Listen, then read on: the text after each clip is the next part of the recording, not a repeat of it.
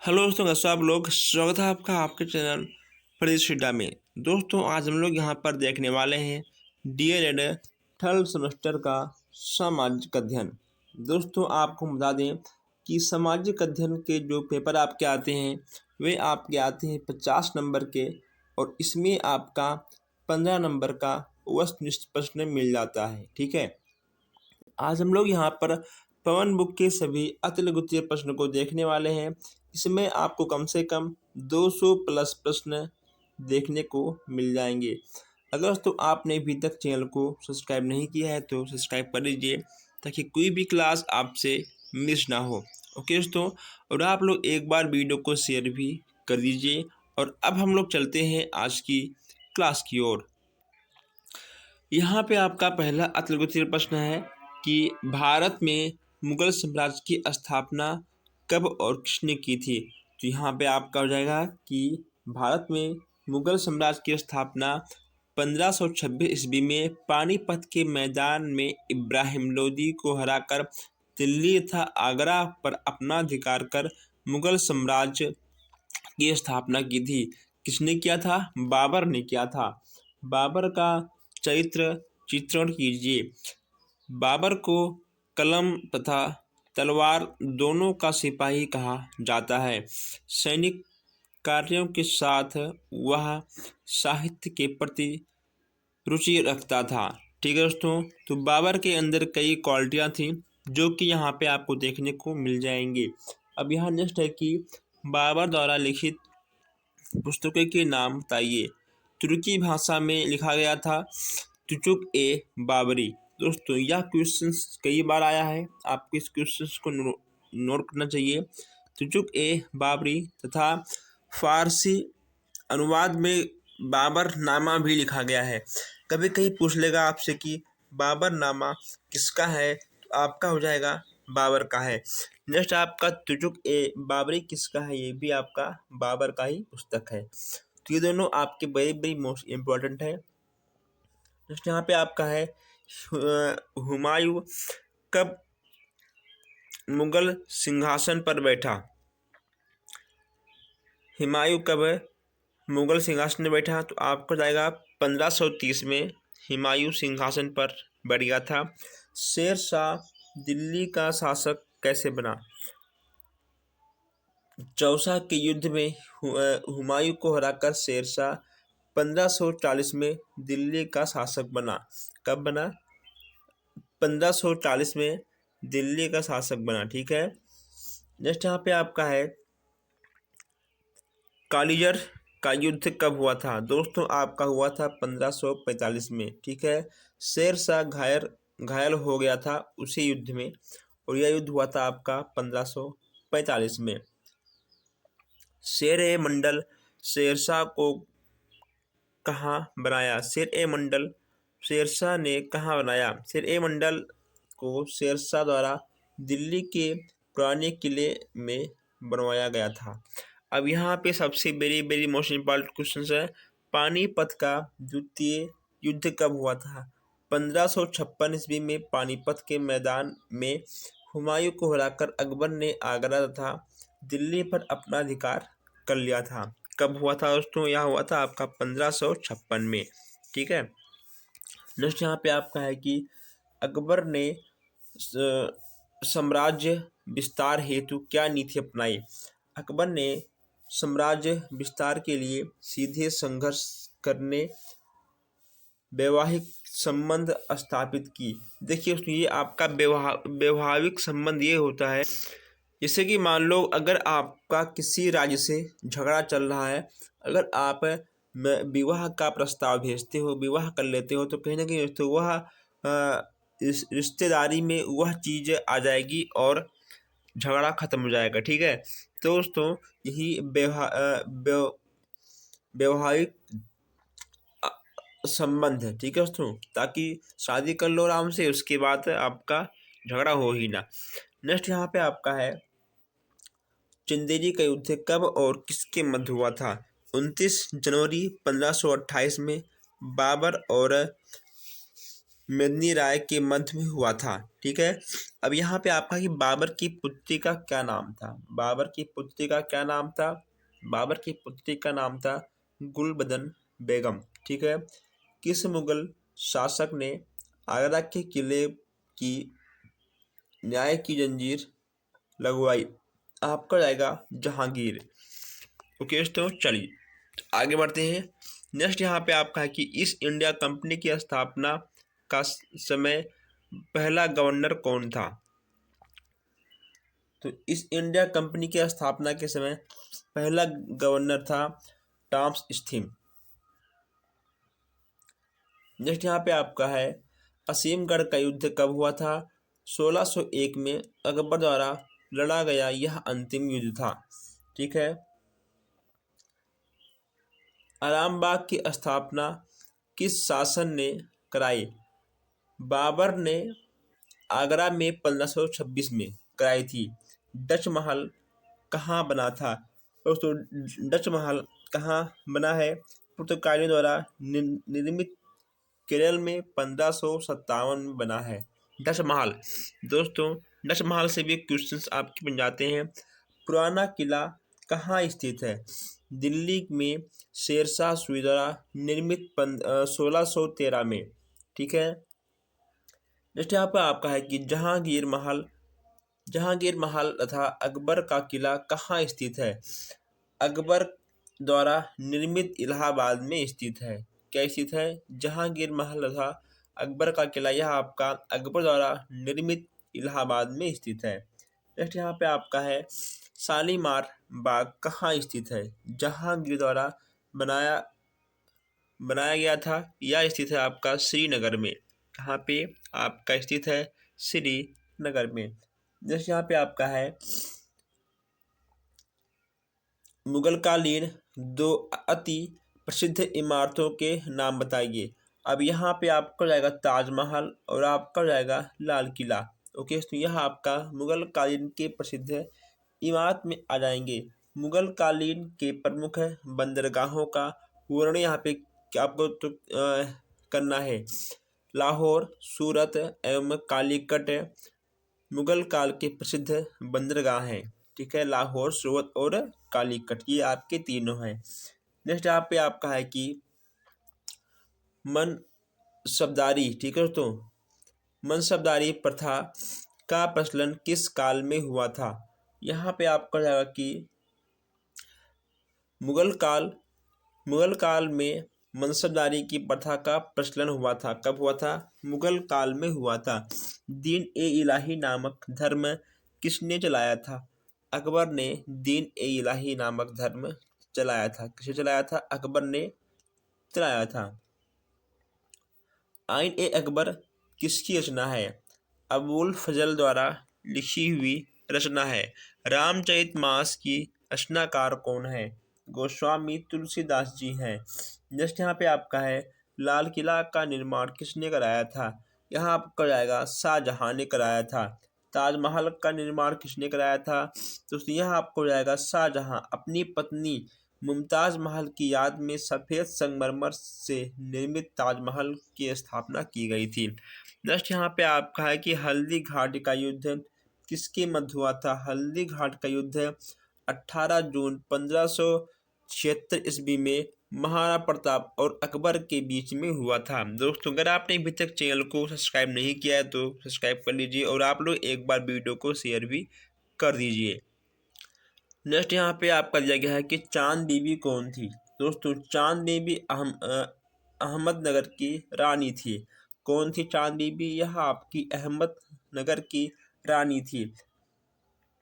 Next यहाँ पे आपका है सफ़ेदपुर सिकरी के किले का निर्माण किसने कराया था? सफ़ेदपुर सिकरी किले का निर्माण अकबर ने कराया था। नेक्स्ट यहाँ पे आपका है जहांगीर ने खुर्रम को कौन सी उपाधि दी थी और क्यों? दक्षिण भारत में अहमदनगर विजय के उपरांत जहांगीर ने खुर्रम को शाहजहां की उपाधि दी थी। ओके दोस्तों, खुर्रम को शाहजहां की उपाधि मिल गई थी जब वो अहमदनगर पर विजय प्राप्त किए थे। सर टॉमस कौन थे? सम टॉमस रो कौन थे? सम टॉमस रो ने जहांगीर से भारत में व्यापार करने की आज्ञा प्राप्त की थी। के इंग्लैंड के सम्राट के राजदूत थे।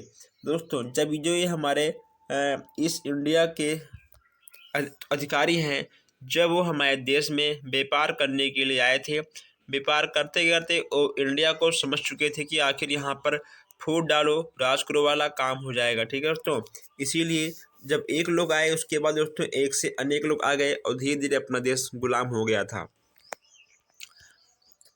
मुगल कालीन 4 साहित्य के नाम बताइए। अब यहाँ पे आपको मुगल कालीन के 4 साहित्यकारों के नाम बताना है। पहला आपका होगा पंडित जगन्नाथ, अबुल फजल तुलसीदास तथा गुलबदन बेगम। नेक्स्ट यहाँ पे आपका है कि मुगल कालीन स्थापन कला की 3 विशेषताएं लिखिए। यहाँ पे आपको 3 विशेषताएं मिल जाएंगी। दोस्तों, यहाँ से भी क्वेश्चंस आपके बन जाते हैं, इसको भी आप लोग नोट कर लीजिएगा। नेक्स्ट यहाँ पे आपका है कि मुगल कालीन 4 संगीतज्ञों का नाम यहाँ पे आपको देना है।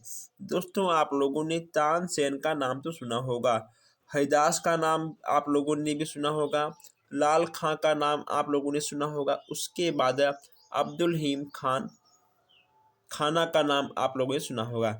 ये आपके 4 हो जाएंगे। नेक्स्ट यहाँ पे आपका है कि शिवाजी के अष्टप्रधान में प्रधान पद का क्या नाम था? यहाँ पे आपको जाएगा कि शिवाजी के अष्टप्रधान में प्रधान पद का नाम था वेदांत। क्या था? वेदांत था। शिवाजी की माता का नाम क्या था? जीजाबाई। शिवाजी का राज अभिषेक कब हुआ था? इनका हुआ था 1674 में। शिवाजी की किन्हीं 2 विजयों के नाम लिखिए। दोस्तों, रायगढ़ और कोकड़। ठीक है, चलिए नेक्स्ट यहाँ पे आपका है कि हाँ देखिए दोस्तों, यहाँ पे आपको इतना ठीक है लिख लेना है। ये जो आपको यहाँ पर दिख रहे हैं शिवाजी के संबंधित सभी चीज़ें, इसको आपको लिख लेना है। ठीक है, नेक्स्ट यहाँ पे आपका है कि पुरंदर की संधि के 2 शर्तों के नाम बताइए। अब यहाँ पे दोस्तों, यहाँ पे आपका पहला जाएगा कि बीजापुर युद्ध में शाही सेना की सहायता करना, उसके बाद 23 किलो बादशाहों को देना। ये पुरंदर की संधि थे। नेक्स्ट यहाँ पे आपका है कि शाइस्ता खां कौन थे?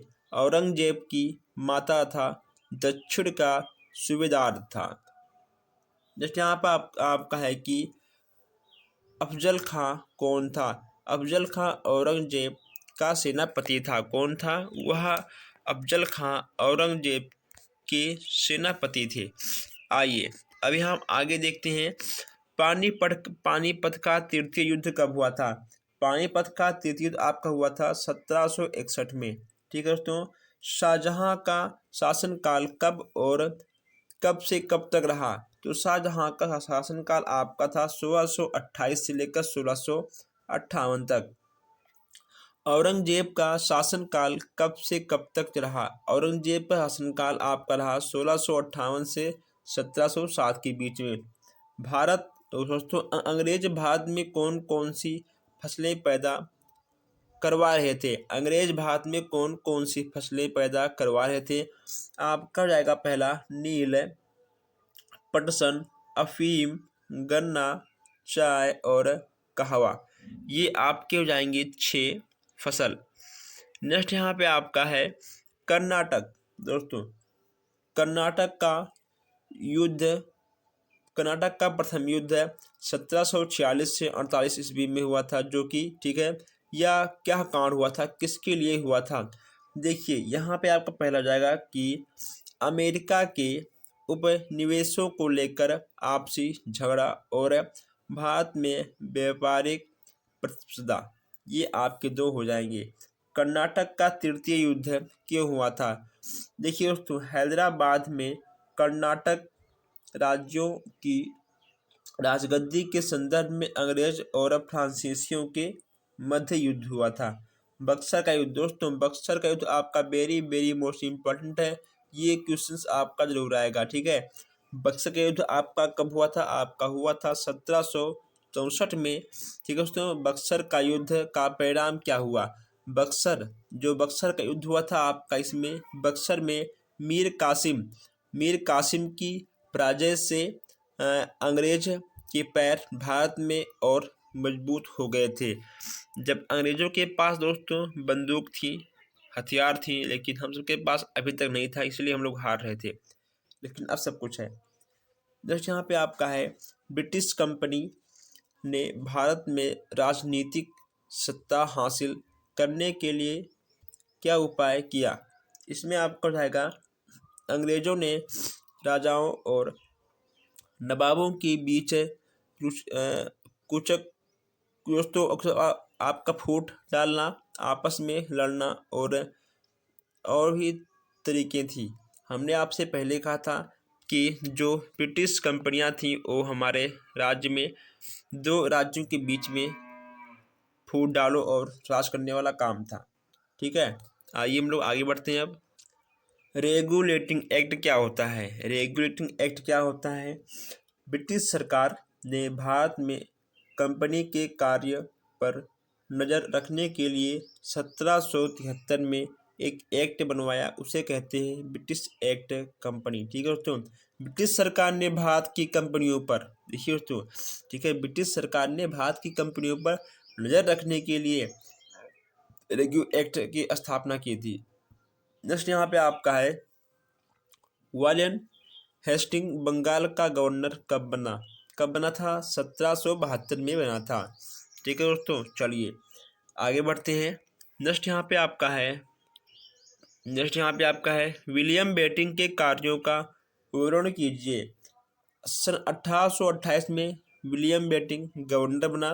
दोस्तों वह अच्छा आदमी था, ठीक है, उसने जन कल्याण के कार्यों की ओर अपना ध्यान दिया। विलियम बेटिंग अच्छा आदमी था। उसके बाद यहाँ पे आपका है कि संसार को कितने प्राकृतिक प्रदेशों में बांटा जा सकता है? देखिए दोस्तों, शीतकटिबंधीय प्रदेश और शीतोष्णकटिबंधीय प्रदेश है, ठीक है दोस्तों। ये आपके हो जाएंगे दो। इसमें आपका टुंडा प्रदेश, टेंगा प्रदेश ये भी आएगा। इसमें आपका भूमध्य सागरीय प्रदेश है, शीतोष्ण प्रदेश है, मौसलीय शीतोष्ण मानसूनी या चीन तुल्य प्रदेश, ठीक है, सब आपकी आ जाएंगी। नेक्स्ट यहाँ पे आपको जाएगा एशिया महाद्वीप। आइए दोस्तों, एशिया महाद्वीप को समझाइए। यहाँ पे आपको एशिया महाद्वीप को समझाना है। आपको लिखना होगा कि इस महाद्वीप में 49 देश हैं। कितने देश हैं? 49 देश हैं। संसार का 1/3 भाग एशिया महाद्वीप है, ठीक है दोस्तों, एशिया महाद्वीप के अंतर्गत आएगा। हम लोग एशिया महाद्वीप में बैठे हैं। अगर हमारी और आपकी बात हो तो हम लोग एशिया महाद्वीप में ही बैठे हैं।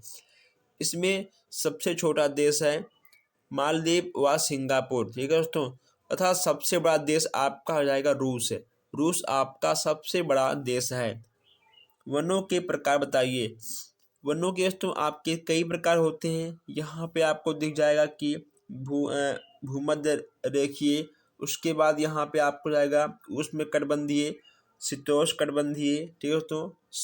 फिर यहाँ पे आपको हो जाएगा शीतोष्ण कटिबंधीय वन और शीतोष्ण कटिबंधीय और शीत कटिबंधीय। तो ये आपके 5 प्रकार के यहाँ पे देखने को मिल जाएंगे। आप इसको जरूर नोट कर लीजिएगा।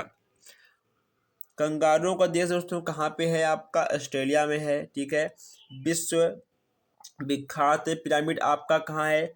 मिस्र में है। और नेक्स्ट आपका है कि यूरेशिया से आपका क्या अभिप्राय है? यूरोप तथा एशिया को मिलाकर यूरेशिया का निर्माण हुआ था। ओके दोस्तों, यूरोप तथा एशिया को मिलाकर यूरेशिया कहा जाता है, ये भी आप लिख सकते हो। विश्व की सबसे ऊंची पर्वत चोटी कहाँ है? माउंटेन एवरेस्ट है, 8,850 मीटर, ठीक है। नेक्स्ट यहाँ पे आपका है कि विश्व की सबसे प्रवाल भित्ति कहाँ स्थित है? प्रशांत महासागर में, ठीक है दोस्तों। चलिए, भारतीय जलवायु को किस नाम से जाना जाता है? भारतीय जलवायु को उष्णकटिबंधीय जलवायु के नाम से जाना जाता है। नेक्स्ट यहाँ पे आपका होगा कि भारत में कुल कितने क्षेत्रफल में कृषि होती है। भारत में कुल क्षेत्रफल का लगभग 51% भाग पर कृषि होती है। नेक्स्ट यहाँ पे आपका है कि भारत में संसार में शक्ति के साधन क्या क्या हैं। विश्व में प्राकृतिक शक्ति के साधन 3 हैं। कौन से हैं? जल, खनिज तेल और जल शक्ति। ठीक है दोस्तों, कोयला आपका हो जाएगा, कोयला, खनिज तेल और जल शक्ति, ये हमारे संसार के शक्ति के साधन में आ जाएंगे। जो हमारी बिजली बनती है दोस्तों, इसमें कहीं ना कहीं कोयला और जल का अधिक योगदान होता है। नेक्स्ट यहाँ पे आपका है कि उद्योगों की स्थापना हेतु किस किस की आवश्यकता होती है।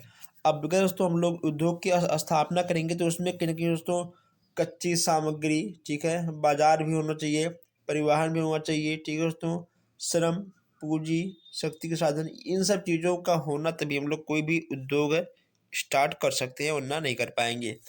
नेक्स्ट यहाँ पे आपका है कि वस्त्रों के प्रकार बताइए। दोस्तों वस्त्र आप लोगों ने से सुना होगा, सूती, टेरिकॉट, कॉटन दोस्तों, ठीक है, ये आपके 3-4 प्रकार के हैं और आप इसको भी यहाँ पर लिख सकते हो। ठीक है, देखिए सूती, रेशमी और ऊनी, कृत्रिम, रेशा, आप इन सब चीज़ों को भी यहाँ पर लिख सकते हो अपने हिसाब से, अपने अकॉर्डिंग।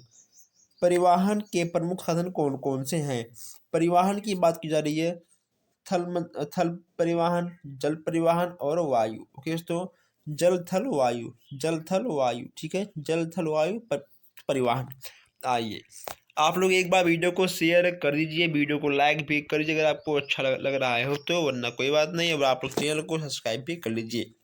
आइए नेक्स्ट यहाँ पे आपका है, जल परिवहन को कितने भागों में बांटा गया है। अब यहाँ पर दोस्तों जल परिवहन को कितने भागों में बांटा गया है, ये भी यहाँ से आपसे पूछा गया है। आंतरिक जलमार्ग, नहर जलमार्ग, समुद्री जलमार्ग। ओके, इसको 3 भागों में बांटा गया था। वृक्षों के जो महत्व दर्शाइए। आखिर वृक्ष के कौन कौन से महत्व हैं दोस्तों, आप एक महत्व नहीं, आप 1000 महत्व लिख सकते हो। वृक्ष वायुमंडल से कार्बन डाइऑक्साइड लेती है और ऑक्सीजन देती है। वृक्ष मृदा अपरदन को भी दोस्तों रोकती है। आप बहुत चीज़ें लिख सकते हो कि वृक्ष से हमें छाया मिलता है, हमें लकड़ी मिलता है दोस्तों, कई चीज़ें, बहुत चीज़ दोस्तों, आप 4-5 पेज में लिख सकते हो, लेकिन बस जितना पूछे आपसे उतना लिख के आइएगा, क्योंकि आपके पास टाइम कम होता है। आगे बढ़ते हैं। स्थल मार्ग से आपका क्या अभिप्राय है। धरातल पर आने जाने के साधनों को स्थल मार्ग कहते हैं। स्थल मार्ग में सर्वथा, ठीक है, सर्वथा रेलगाड़ियां आ जाती हैं। अब यहाँ बात करते हैं, रेल मार्ग पर टिप्पणी लिखिए। रेल मार्ग पर टिप्पणी यहाँ पे आपको देना है, तो भारत में रेल मार्ग परिवहन का मुख्य साधन है। ठीक है दोस्तों, भारत में रेल मार्ग परिवहन का मुख्य साधन है दोस्तों, जो अपने देश में सबसे अधिक, अगर सरकार पैसा कमाती है तो वह है आपका रेल मार्ग। ठीक है, वर्तमान में भारतीय रेल मार्ग की लंबाई कितनी थी दोस्तों, वर्तमान में आपका है 63,465 किलोमीटर। ठीक है, नेक्स्ट यहाँ पे आपका है कि जल मार्ग से आपका क्या अभिप्राय है, समझाइए। जल मार्ग से आपका क्या अभिप्राय है, आपको यहाँ पर समझाना है।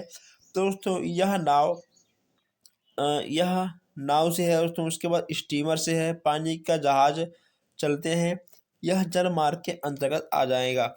नेक्स्ट यहाँ पे आपका है कि भारत के राष्ट्रीय जलमार्ग कौन कौन से हैं। राष्ट्रीय जलमार्ग की यहाँ पर बात की जा रही है दोस्तों, गंगा नदी में भी है, उसके बाद आपका ब्रह्मपुत्र में भी है, उसमें फिर आपको देखने को टिकट मिल जाएगा केरल में। और आप इसे इतना विस्तार से मत लिखिएगा, बस केवल मुख्य मुख्य चीज़ों को आप लिखिएगा, क्योंकि आपका टाइम बर्बाद ना हो, नंबर तो आपको एक ही मिलना है।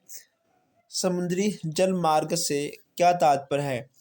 समुद्र के रास्ते से यात्रा करने एवं माल को ढोने का कार्य करना समुद्री मार्ग कहलाता है। भारत में लगभग 95% व्यापार समुद्री मार्ग से होता है। देखिए दोस्तों, 95% समुद्री मार्ग से होता है। ठीक है, ये देखिए यहाँ पे। नेक्स्ट यहाँ पे आपका है, बंदरगाह किसे कहते हैं? समुद्र का कटा पटा सुरक्षित स्थान जहाँ पर पानी के जहाज आकर खड़े होते हैं और यात्री व माल उतार चढ़ाव करते हैं, वह आपका बंदरगाह के अंतर्गत आ जाएगा। कृषि से आपका क्या अभिप्राय है? दोस्तों, कृषि कई प्रकार के होते हैं। इसके अंदर आपका दोस्तों फसल तो आएगा ही। ठीक है दोस्तों, पशुपालन, मुर्गी पालन, मधुमक्खी पालन, रेशम पालन, ओके दोस्तों, बागवानी, उसके बाद आपका मछली पालन, ठीक है, जिसको बोलते हैं मत्स्य पालन, ये सब आपकी कृषि के अंतर्गत आ जाएंगे। यहाँ पे आपका है नेक्स्ट, खाद्यान्न फसलें। फसलें कौन कौन सी हैं? गेहूँ, चावल, जौ, चना, मटर, दाल, ज्वार, बाजरा, ये सब आपकी खाद्यान्न फसल के अंतर्गत आ जाएंगी। नकदी फसल के अंतर्गत आपका कौन सा आएगा? गन्ना, कपास, जूट, तिलहन, तंबाकू, ओके दोस्तों, आपका औषधियों का पेड़, सब आपके नकदी में आ जाएंगी। देखिए दोस्तों, आपका एक ये वेरी वेरी मोस्ट इम्पॉर्टेंट, ठीक है, आपका एक ये वेरी वेरी मोस्ट इम्पॉर्टेंट, ये भी दोस्तों को आपका वेरी वेरी मोस्ट इम्पॉर्टेंट है। पेय एवं बागवानी फसलें कौन सी है? दोस्तों, जिसको हम लोग खांसी जुकाम में पीते हैं, इसे आपको चाय, कहवा दोस्तों, ठीक है, उसके बाद रबड़ और गरम मसाले, ये सब आपकी पेय और बागवानी में आ जाएंगी। ठीक है दोस्तों, चलिए अब यहाँ मैं आपको थोड़ा कंफर्म कर दूँ दोस्तों, ये ठीक है आपकी आएंगी पेय पेय फसल में, ये आपकी आएंगी ठीक है बागवानी फसल में। आइए आगे बढ़ते हैं। नेक्स्ट यहाँ पे आपका है रबी की फसलों का, यहाँ पे आपको बताना है कि दोस्तों रबी की फसलों के बारे में यहाँ पे आपको बताना है। रबी का फसल की बात करें तो वह सर्दी में आरंभ होता है। ठीक है, तो सर्दी में उसकी बुआई होती है और गर्मी के महीने में कटाई होती है। जैसे कि आपका हो गया गेहूँ, चना, जौ, मटर, सरसों, ठीक है दोस्तों, राई, ये सब आपके रबी के हो जाएंगे। और अगर बात करें खरीफ की, तो खरीफ की फसल के अंतर्गत आपके दोस्तों यह आपका वर्षा जब होता है तभी आपकी बुआई होती है। ओके, तो उसके बाद आपका शीत ऋतु में इसकी कटाई होती है। आपका हो गया धान, मक्का, ज्वार, मूंग, जूट, मूंगफली, ठीक है। और उसके बाद यहाँ पे आपका है जायद फसलों के बारे में आपको जानना है। क्या दोस्तों मार्च अप्रैल में बुआई जाती है। ओके दोस्तों, बुआई जाती है, जैसे कि आपका हो गया आपका तरबूज, खरबूज, ककड़ी और सब्जियां बहुत से ऐसी होती हैं जो कि हम सबको गर्मी के मौसम में देखने को मिल जाते हैं, खाने को मिल जाते हैं। नेक्स्ट यहाँ पे आपका है आर्थिक विकास में खनिज पदार्थों के कोई 5 महत्वपूर्ण तथ्यों का वर्णन कीजिए। देखिए दोस्तों, अब यहाँ आर्थिक विकास में खनिज पदार्थों के 5 महत्वपूर्ण तथ्य के बारे में पूछा गया है। पहला आपका जाएगा समस्त उद्योग धंधों का आधार।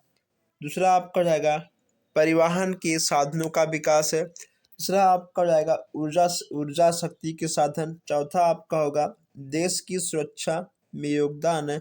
और पांचवा आपका जाएगा खनन में लाखों व्यक्तियों को रोजगार प्राप्त। ओके दोस्तों, आइए नेक्स्ट यहाँ पे आपका जाएगा कि ऊर्जा की गैर परंपरागत साधन कौन से हैं। ऊर्जा की गैर परंपरागत ज्वारीय ऊर्जा, जियो थर्मल ऊर्जा, गोबर गैस, सौर ऊर्जा और परमाणु ऊर्जा, ये सब आपके गैर परंपरागत ऊर्जा के अंतर्गत आ जाएंगे।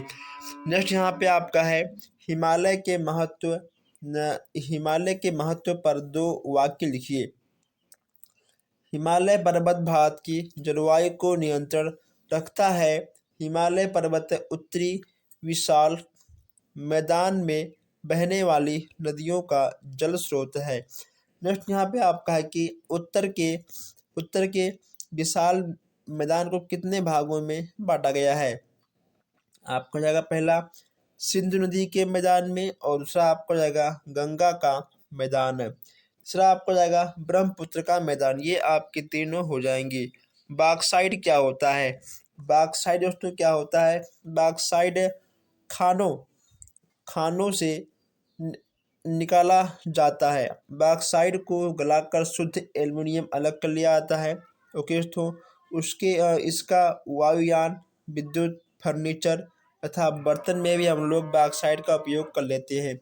मैंगनीज क्या होता है? यह महत्वपूर्ण खनिज है। इसका अधिकतर प्रयोग लौह इस्पात उद्योगों में किया जाता है।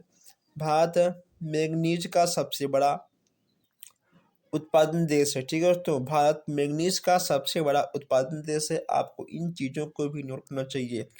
अब यहाँ पे आपका जब मैंगनीज की बात करते हैं तो यहाँ पे आपका अभ्रक भी आएगा। ठीक है, आपका अभ्रक भी आ जाएगा।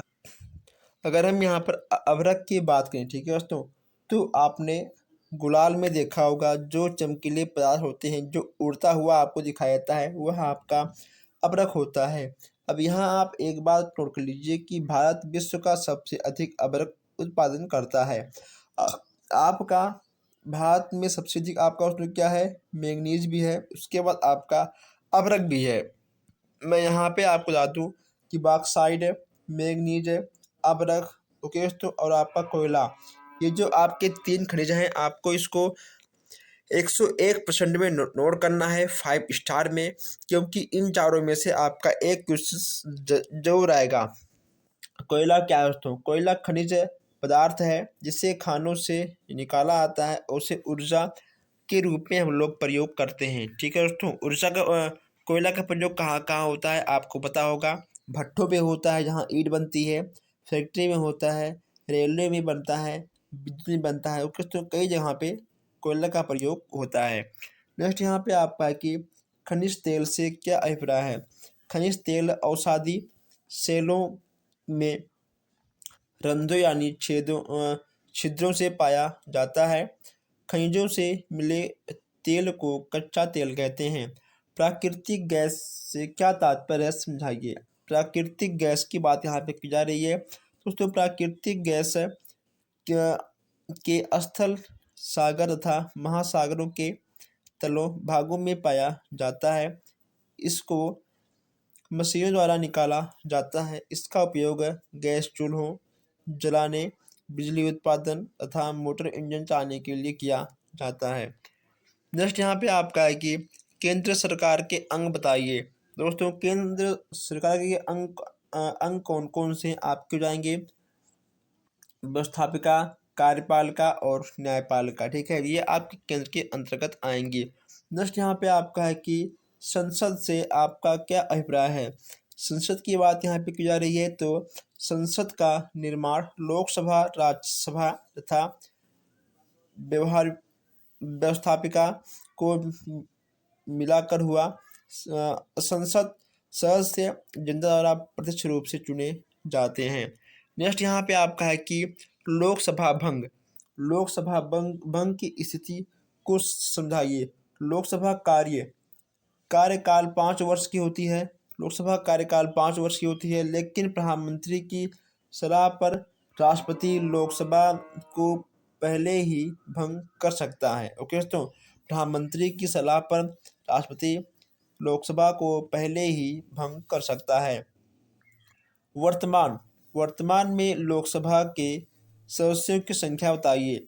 इस समय दोस्तों लोकसभा की जो संख्या है इस समय आपकी है 543। ठीक है दोस्तों। नेक्स्ट यहाँ पे आपका है कि संसद के अधिवेशन पर प्रकाश डालिए। संसद के अधिवेशन पर प्रकाश डालिए। इसमें आपका रहेगा बजट अधिवेशन, ग्रीष्म अधिवेशन, वर्षाकालीन, शीतकालीन। एक वर्ष में कम से कम 2 अधिवेशन होने आवश्यक हैं। कितने दोस्तों? 2 अधिवेशन होना आवश्यक है। लोकसभा के क्या क्या कार्य हैं? कानून बनाना, ठीक है, मंत्रिपरिषद के कार्यों पर नियंत्रण रखना, उसके बाद जनता पर कर लगाने तथा व्यय करने का निर्णय लेना, यह आपका लोकसभा के अंतर्गत आएगा। अब यहाँ हम बात कर लें राज्यसभा। जब यहाँ लोकसभा की बात हो गई है तो यहाँ पर हम बात कर लें राज्यसभा की। तो राज्यसभा का कार्यकाल कितना होता है? राज्यसभा का कार्यकाल होता है 6 वर्ष का। कितने वर्ष का होता है? आपका हो जाएगा 6 वर्ष का। यह अस्थायी सदन है। यह सदन कभी भी भंग नहीं किया जा सकता है। अब यहाँ आगे बढ़ते हैं। जस्ट यहाँ पे आपका है भारत के राष्ट्रपति पद की क्या योग्यता होनी चाहिए। अगर मान लो दोस्तों आपको राष्ट्रपति पद पर जाना है तो आपके अंदर कौन कौन सी योग्यता होना चाहिए। पहला बात यह कि आप भारत के नागरिक हो, आपका उम्र 35 हो, किसी भी सरकारी पद पर आप ना हो, ठीक है। लोकसभा के सदस्य होने की योग्यता भी आपको रखना पड़ेगा। ये आपके 4 चीज़ होना आवश्यक है। उसके बाद आप भारत के राष्ट्रपति बन सकते हो। आइए हम आगे बढ़ते हैं। अब यहाँ पे आपका नेक्स्ट है कि राष्ट्रपति के अधिकारों का यहाँ पे आपको बताना है कि आखिर राष्ट्रपति के कौन कौन से अधिकार होते हैं। कार्यपालिका संबंधी अधिकार, ठीक है दोस्तों, कानून निर्माण संबंधी अधिकार, उसके बाद न्याय संबंधी अधिकार, वित्तीय अधिकार और संकटकालीन अधिकार। जैसे यहाँ पे आपका है कि प्रधानमंत्री का आशय समझाइए। प्रधानमंत्री लोकसभा के बहुमत दल का नेता होता है, इसलिए वह देश का नेतृत्व करता है तथा देश विदेश में पूरे राष्ट्र का नेता बन जाता है। चलिए आइए आगे बढ़ते हैं। जस्ट यहाँ पे आपका है कि एक न्यायाधीश की योग्यता बताइए। दोस्तों वह भारत का नागरिक हो और उसका उम्र कम से कम दोस्तों 62 से अधिक होना चाहिए और उसके पास 10 साल का अनुभव भी होना चाहिए, तभी आप एक न्यायाधीश बन सकते हो। कर कितने प्रकार के होते हैं दोस्तों? कर 2 प्रकार के होते हैं, प्रत्यक्ष कर और अप्रत्यक्ष कर, ठीक है। ये आपके हो गए कर। कर 2 प्रकार के होते हैं। जस्ट यहाँ पे आपका है कि भारत की 12वीं योजना का कार्यकाल स्पष्ट करिए। भारत की पंचवर्षीय योजना का कार्यकाल वर्ष 2012 से 17 तक की गई थी। ओके तो 12वीं पंचवर्षीय योजना 12 से 17 तक की गई थी। जैसे यहाँ पे आपका है भारत में मुगल वंश की नींव किस शासन ने रखी थी? बाबर ने तो रखी थी। चौसा का युद्ध किसके मध्य हुआ था? हुमायूं और शेरशाह के मध्य हुआ था। उसके बाद यहाँ पे आपका है कि शेरशाह के बचपन का नाम क्या था? शेरशाह के बचपन का नाम था फरीद। ये भी आपका क्वेश्चन आ सकता है, देखिए ऐसे क्वेश्चन आपके आए हुए हैं। उसके बाद यहाँ पे जस्ट आपका है कि अकबर के कार्य में अमील का क्या कार्य था? राजस्व वसूली करना या इनका मुख्य कार्य था। जस्ट यहाँ पे आपका है कि जहांगीर द्वारा लिखी गई आत्मकथा का नाम क्या है? तुझके जहांगीर, ठीक है। तुझके जहांगीर आपका जाएगा। नेक्स्ट यहाँ पे आपका है कि दीवान ए खास तथा दीवान ए आम किस शासक द्वारा बनाई गई थी? आपका जाएगा शाहजहां। नेक्स्ट यहाँ पे आपका है कि निम्नलिखित में से धात्विक पदार्थों को बनाकर लिखिए। अब दोस्तों यहाँ पे आपका धात्विक पदार्थ कौन कौन से हैं? कोयला, गंधक, अभ्रक, तांबा, सोना, लोहा। इनमें से आपका कौन सा होगा? दोस्तों इसमें आपका ठीक होगा लोहा, तांबा और सोना। आपका है कि भारतवर्ष में सबसे अधिक सोना किस राज्य में पाया जाता है? कर्नाटक में। ओके दोस्तों, कर्नाटक में कोलार के खानों में सोना सबसे अधिक पाया जाता है। आइए अब हम लोग आगे बढ़ते हैं और यहाँ देखते हैं थोड़ा सा बॉक्साइट का उपयोग। बॉक्साइट की एक उपयोग बताइए। दोस्तों बॉक्साइट का उपयोग सबसे अधिक आपका हवाई जहाज में देखने को मिल जाता है, ठीक है। अणुशक्ति ऊर्जा संरक्षण केंद्र की स्थापना कब की गई थी? यह की गई थी 1962 में। कब की गई थी? 1962 में की गई थी। जस्ट यहाँ पे आपका है कि शीतोष्ण प्रदेश में पाए जाने वाले 2 पशुओं के नाम बताइए। आपको जाएगा जंगली घोड़ा और जंगली भैंस। जस्ट यहाँ पे आपका है अंटार्कटिका की खोज में गए भारतीय दल में कुल कितने सदस्य? आपके जाएंगे 21 लोग। ओके तो 21 लोग गए हुए थे। समवर्ती सूची में आने वाले 4 विषयों का नाम बताइए। समवर्ती सूची की बात करते हैं, इसमें आपका जाएगा चिकित्सा, शिक्षा, धर्म संस्थाएं, देखो दोस्तों धर्म संस्थाएं और शादी और उद्योग, ये आपके 4 हो जाएंगे। जस्ट यहाँ पे आपका है कि भारत की तीनों सेनाओं का प्रधान कौन होता है? दोस्तों तीनों सेनाओं का प्रधान होता है हमारा राष्ट्रपति। आगे बढ़ते हैं। नेक्स्ट यहाँ पे आपका है कि लोकसभा के सदस्यों का कार्यकाल कितने वर्ष तक होता है। आपका हो जाएगा 5 वर्ष तक। बाबरनामा किसने लिखा था दोस्तों, यह है आपका बाबर का। इस पे हम लोग बात कर चुके हैं। नेक्स्ट यहाँ पे आपका है कि काबूलियत किसे कहा जाता है। किसानों द्वारा अपनी भूमि पर उस पर दे लगान का विवरण सरकार को लिखित रूप से देने को काबूलियत कहा जाता है। हल्दी घाटी का युद्ध कब और किसके मध्य हुआ था दोस्तों, इस पे हम लोग बात कर चुके हैं। नेक्स्ट यहाँ पे आपका है भारत की फ्रांसीसियों की असफलता के 2 कारण बताइए। फ्रांसीसियों की असफलता के 2 कारण आगे कौन कौन से हैं। पहला आपका है यहाँ पर कंपनी की आर्थिक दशा अच्छी नहीं थी, और दूसरा आपका है कि उसके कर्मचारी कंपनी के कार्यों में अधिक रुचि नहीं लेते थे। नेक्स्ट यहाँ पे आप दोस्तों यहाँ पे आपसे कहा था, ठीक है, 2 यहाँ आप 4 देख सकते हैं। जैसे आपका है कि उनमें परस्पर मतभेद था, एकता का अभाव होना। चौथा आपका है कि फ्रांस की सरकार कंपनी के मामलों में उचित ध्यान नहीं देती थी। आगे बढ़ते हैं। नेक्स्ट यहाँ पे आपका है कि हुमायूं और शेरशाह के बीच कौन कौन सा युद्ध हुआ था दोस्तों। चौसा का युद्ध हुआ था, ठीक है, और आपको रहेगा कन्नौज का युद्ध, ठीक है दोस्तों। ये चौसा का युद्ध और ये युद्ध आपका दोनों बहुत ही मशहूर है। परमाणु ऊर्जा के महत्वपूर्ण स्रोत कौन कौन से हैं। यूरेनियम और थोरियम तथा रेडियम, ठीक है, ये आपके परमाणु ऊर्जा के मुख्य स्रोत हैं। धात्विक पदार्थ के दो आपको एग्जाम्पल यहाँ देना है। लोहा, तांबा, टीन, जस्ता, सीसा, चांदी, सोना, ठीक है, ये सब आपके धात्विक के अंतर्गत आ जाएंगे। टुंडा प्रदेश में चलने वाली बर्फीली हवाओं को क्या कहा जाता है दोस्तों। उत्तरी ध्रुव से आने वाली ठंडी हवाएं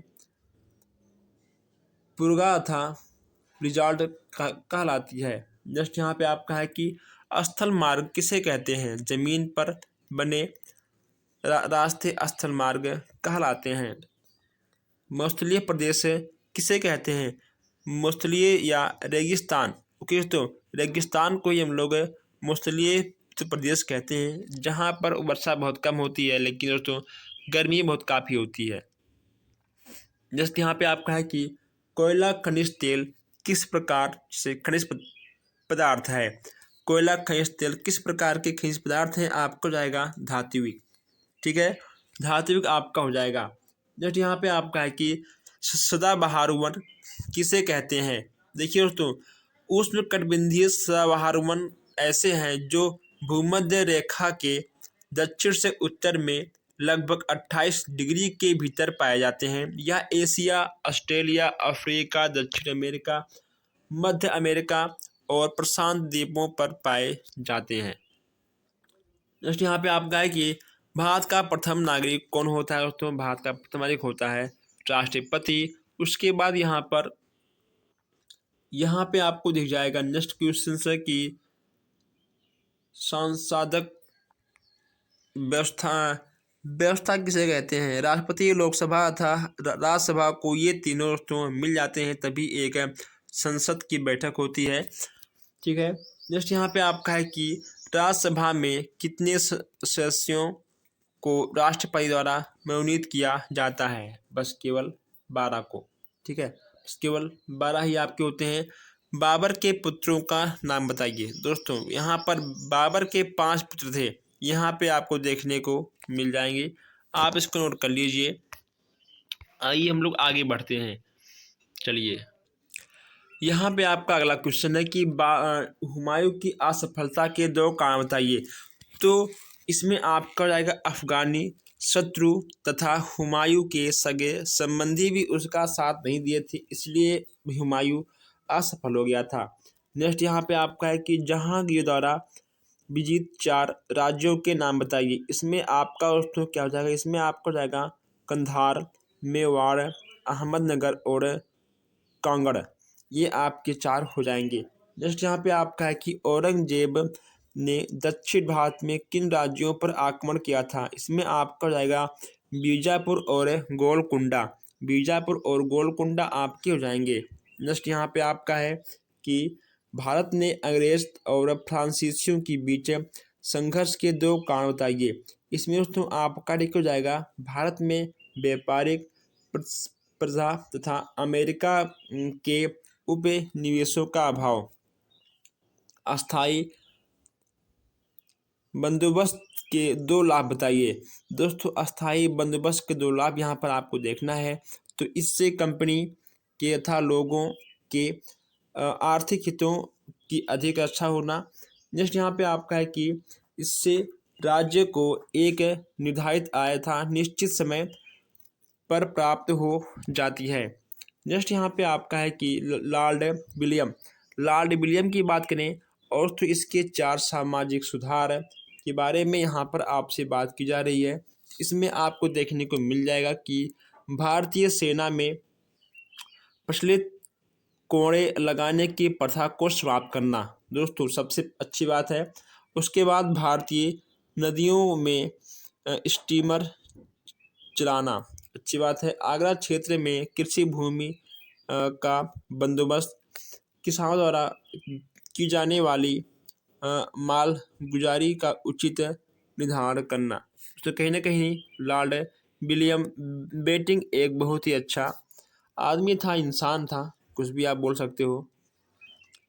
रेगुलेटिंग एक्ट के दो दोष कौन कौन से हैं? गवर्नर जनरल एवं परिषद की दया पर निर्भर होना और उच्च न्यायालय का अस्पष्ट क्षेत्राधिकार।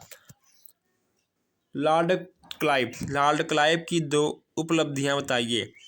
यहाँ पे आपको लॉर्ड क्लाइव की दो उपलब्धियां देखने को मिल जाएंगी। प्लासी का युद्ध किसके बीच हुआ था? प्लासी का युद्ध दोस्तों आपका बंगाल के नवाब रियाजुद्दौला के बीच हुआ था। ठीक है दोस्तों, ईस्ट इंडिया कंपनी तथा बंगाल के नवाब के बीच हुआ था प्लासी का युद्ध। प्लासी का युद्ध हुआ था आपका ब्रिटिश ईस्ट इंडिया कंपनी और बंगाल के नवाब के बीच हुआ था। आप इसको भी देख सकते हैं। नेक्स्ट यहाँ पे आपका है कि संसद के 3 अंग कौन कौन से हैं तथा दोनों सदनों के नाम यहाँ पे आपको बताना है। तो इसके आपके 3 अंग हो जाएंगे, राष्ट्रपति, लोकसभा और राज्यसभा। ठीक है दोस्तों, इसके दो आपके होते हैं सदन, लोकसभा और राज्यसभा। प्रधानमंत्री के 2 कार्य आपको लिखना है। दोस्तों आप 2 कार्य नहीं, आप 10 कार्य भी लिख सकते हो। अब दोस्तों क्लास बहुत ही लंबी होती जा रही है, इसीलिए हम यहाँ पर अब कुछ मोस्ट इम्पॉर्टेंट क्वेश्चंस को लेंगे और जो क्वेश्चंस आपके थोड़े तो ऐसे हैं, हम उनको आपको दिखाते हुए आगे बढ़ते रहेंगे। अब तो यहाँ पे उच्च न्यायालय के 2 कार्य यहाँ पे आपको लिखना है। तो उच्च न्यायालय के कौन कौन से कार्य होते हैं यहाँ पे आपको दिख जाएगा। उसके बाद यहाँ पे सुनामी से क्या तात्पर्य है? सुनामी लहरें समुद्र तटों पर भीषण तरीकों से हमला करती है दोस्तों, जिसमें कहीं ना कहीं जान माल का बहुत भारी नुकसान हो जाता है। ठीक है दोस्तों, इसकी भविष्यवाणी करना मुश्किल हो जाता है, कहीं ना कहीं उसमें विज्ञान भी फेल होता है सुनामी का भविष्यवाणी करना। जस्ट यहाँ पे आपका है कि भारत के सीमाओं पर स्थित पड़ोसी देश के नाम बताइए। दोस्तों आपका नेपाल, चीन, भूटान, बांग्लादेश, म्यांमार और पाकिस्तान। ठीक है दोस्तों, ये हमारे 6 ऐसे अंतर्राष्ट्रीय देश हैं जो भारत की सीमाओं पर लगते हैं। ठीक है, अगर दोस्तों बात करें नेपाल की, तो आप नेपाल घूम सकते हो बिना किसी वीज़ा पासपोर्ट के। बस केवल इंडिया वाले घूम सकते हैं और जो आएंगे अदर कंट्री से उन्हें वीज़ा पासपोर्ट की आवश्यकता होती है। जस्ट यहाँ पे आपका है मनसबदारी प्रथा का प्रचलन किस काल में तथा किसके द्वारा हुआ था? मुगल काल में अकबर के द्वारा हुआ था। ठीक है दोस्तों, नेक्स्ट यहाँ पे आपका है कि शिवाजी द्वारा लगाए गए 2 करों का नाम बताइए। यहाँ पे आपको 2 कर दिख जाएंगे। उसके बाद यहाँ पे आपका है कि राज्य अपहरण नीति को लागू करने वाला गवर्नर जनरल कौन था? दोस्तों इसमें आपका आएगा लॉर्ड डलहौजी। नेक्स्ट यहाँ पे आपका है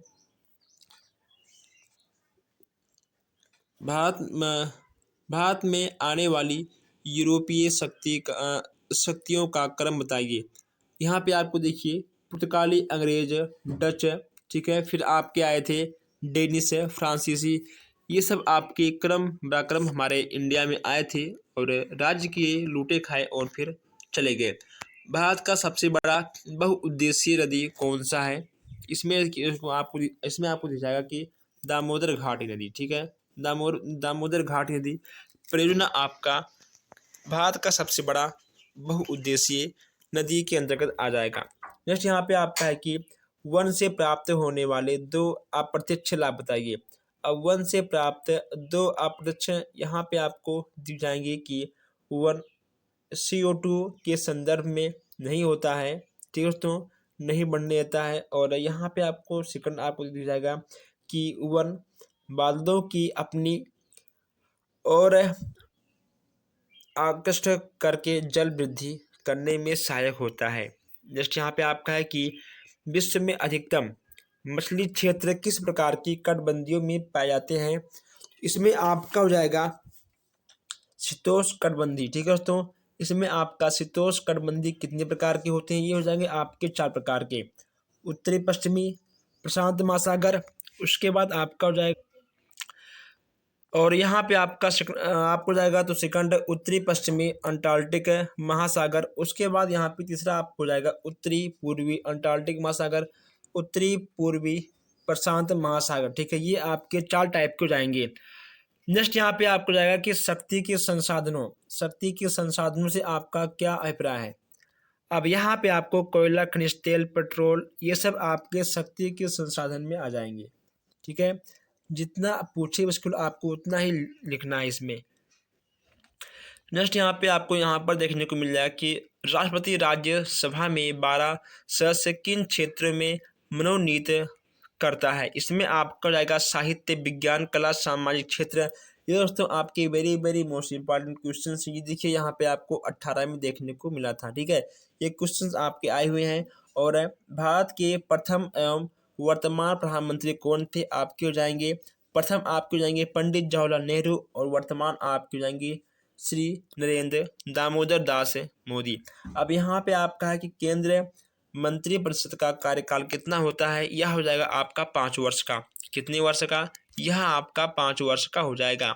नेक्स्ट यहाँ पे आपका है कि राजस्व का अर्थ बताइए।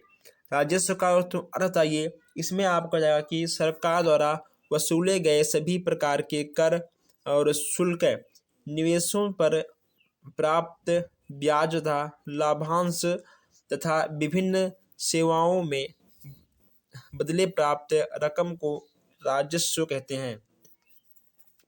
नेक्स्ट यहाँ पे आपका है पंचवर्षीय योजना का मुख्य उद्देश्य समावेशी विकास है। दोस्तों 11वीं पंचवर्षीय योजना, ठीक है दोस्तों, आपका जाएगा 11वीं पंचवर्षीय योजना।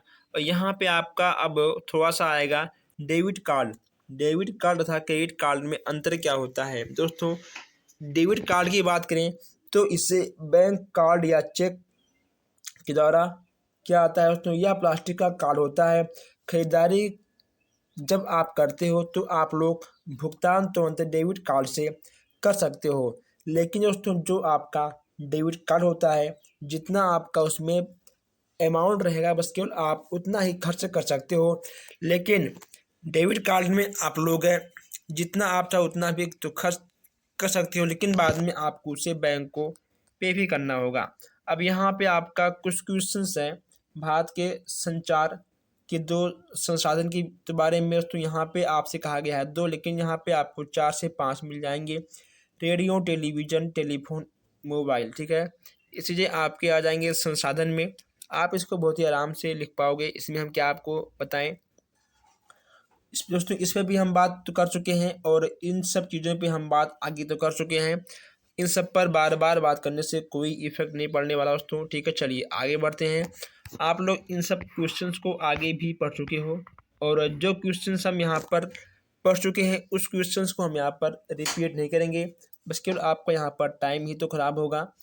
शीतोष्ण प्रदेश में पाए जाने वाले 2 पशुओं के नाम बताइए। जैसे कि आपके जाएंगे दरियाई घोड़ा, मगरमच्छ, ठीक है, घड़ियाल, आपके जाएंगे जंगली भैंस।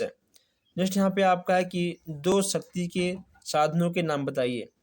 पहला आपका होगा विद्युत संसाधन और दूसरा आपका होगा जल। ठीक है, इस पर भी हम लोग बात कर चुके हैं। और विश्व के प्रमुख 3 नहर कौन कौन से हैं, इसमें भी देखिए श्वेत नहर, ठीक है, पनामा और कील नहर, ये आपकी 3 हो जाएंगे। उसके बाद यहाँ पे आपको कुछ और दिख जाएंगे। दोस्तों जो क्वेश्चंस आपको यहाँ पर दिख रहे हैं, आप इन सब क्वेश्चंस को नोट करते हुए आगे बढ़िए। और बैंकिंग प्रणाली के लाभ, आप लोग लाभ दोस्तों आप लोग लिख सकते हो। और हम लोग शिवाजी के तो बारे में आगे बात कर चुके हैं। उसके बाद 1857 की क्रांति किस मुगल शासन के समय हुआ था, इसमें आपको जाएगा बहादुर शाह जफर। ठीक है, चलिए इस पर हम लोग बात कर चुके हैं। और नेक्स्ट यहाँ पे आपका है कि बंगाल में दोहरी शासन व्यवस्था किसने शुरू की। बंगाल में दोहरी शासन व्यवस्था किसने शुरू की, इसमें आपको जाएंगे रॉबर्ट क्लाइव। ठीक है, इनका भी नाम आप लोग नोट करिएगा। भारत में हरित क्रांति के जनक कौन है, इसमें आपको जाएंगे MS स्वामीनाथन। ठीक है, ये क्वेश्चन आपका 4 से 5 बार आया हुआ है। MS स्वामीनाथन। रेल मार्ग दोस्तों, स्थल मार्ग की बात करें, ये भी आपको यहाँ पर पता है, रेल और बस है। उसके बाद सौर ऊर्जा के बारे में आप लोग दोस्तों बहुत कुछ लिख पाओगे कि आखिर हम लोग इसे किस किस यूज में करते हैं। ठीक है, चलिए जो चीज़ें आसान हैं उन चीज़ों को हम आपके ऊपर छोड़ रहे हैं, आप लोग उसको लिखोगे। उसके बाद मजबूती के आधार पर लोह धातु को कितने प्रकार हैं, दोस्तों इसमें आपको देखने को मिल जाएंगे 4 प्रकार से। कितने दोस्तों, लोहा आपका मजबूती के आधार पर 4 प्रकार से आपका सबसे मजबूत हो जाएगा। और सहारा मौसल आपका होता है अफ्रीका में है। कहाँ पे है आपका, अफ्रीका में है। और नेक्स्ट यहाँ पे आपका है कि व्यापार के द्वारा वस्तुओं को दूसरे देश में बेचने का क्या कहलाता है, निर्यात कहलाता है, ये भी यहाँ पे आपको दिख जाएगा। उसके बाद समवर्ती सूची के विषयों में कौन कौन सी सहायक कानून बनाई जाती है, केंद्र और राज्य दोनों। ठीक है, केंद्र और राज्य आपके दोनों हो जाएंगे। उसके बाद राज्यसभा के सदस्यों के कार्यकाल के बारे में हम लोग बात कर चुके हैं। इसके 1/3 सदन में कितने वर्ष के बाद अवकाश होता है, यहाँ पर भी आपको देखिए मिल जाएगा। ठीक है दोस्तों, देखिए लोकसभा आपका देखिए होगा कार्यकाल 5 साल का। जो आपके लोकसभा के होंगे कार्यकाल आपके होंगे 5 साल के, लेकिन राज्य के आपके होंगे 6 साल के। तो राज्य के आपके होंगे 6 साल के और लोकसभा के आपके होंगे 5 साल के। बस केवल यहाँ पे आपको एक ही साल का अंतर देखने को मिल जाएगा। नेक्स्ट यहाँ पे आपका है कि भारतीय सदन किससे मिलकर बनता है, आपको पता ही है, लोकसभा, राज्यसभा और राष्ट्रपति से मिलकर बनता है। और भारत में प्रथम पंचवर्षीय योजना कब प्रारंभ हुआ, यह होगा आपका 8 दिसंबर 1991। कब हुआ था आपका हो जाएगा 8 दिसंबर 1991। तो दोस्तों यहाँ पर हम लोगों ने आज कम से कम 200 प्लस प्रश्न देखे हैं। और हम आपको बता दें कि अगर आपको किसी भी क्वेश्चन में कोई भी डाउट हो तो आप बेशक कमेंट कर हमसे पूछ सकते हैं। और आप लोग इस वीडियो को अपने दोस्तों तक जरूर शेयर करिएगा। और हम मिलते हैं फिर आपसे नेक्स्ट क्लास में, नेक्स्ट अपडेट में। धन्यवाद।